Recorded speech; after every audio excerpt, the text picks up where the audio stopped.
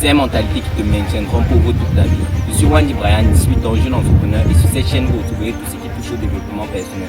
Que ce soit les habitudes à succès, la gestion des finances ou encore les vidéos de motivation.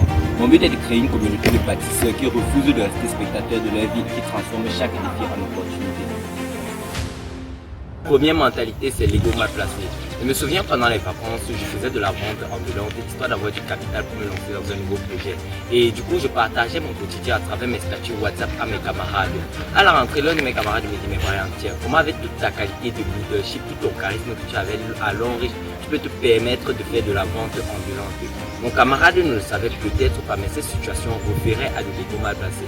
L'ego mal placé, c'est le fait de se dire, certains travaux sont trop bas pour moi.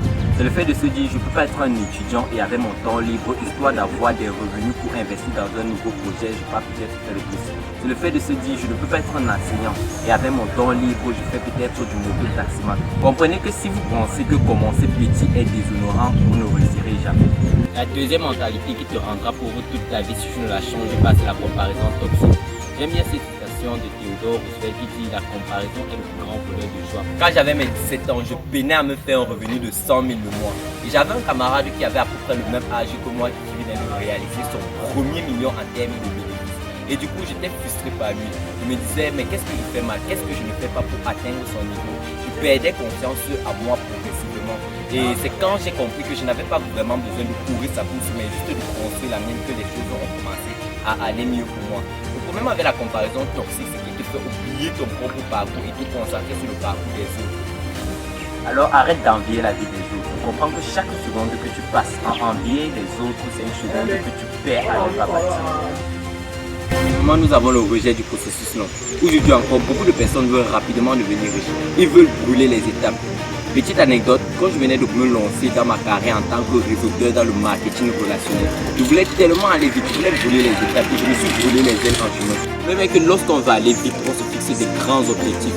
Puis on est frustré qu'on ne les atteigne pas, on perd confiance en nous et on finit par abandonner. J'aime bien cette citation de James Clear dans son livre Atomic Habits qui dit « Le succès n'est pas le fruit d'un événement, c'est le fruit des habitudes ».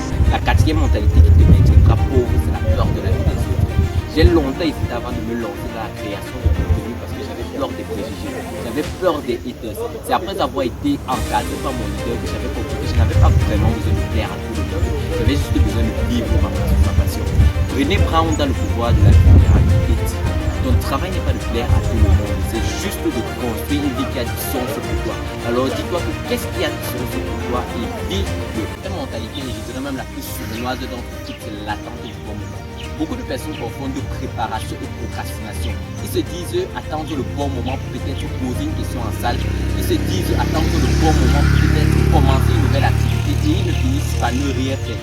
Dans la Bible d'Ecclésiaste au chapitre 11, verset 4, il est dit que la personne qui attend le bon moment ne fera jamais rien. À chaque fois que vous aurez envie de renvoyer un projet, un objectif ou n'importe quoi, rappelez-vous qu'il faut tout faire pour mieux le faire.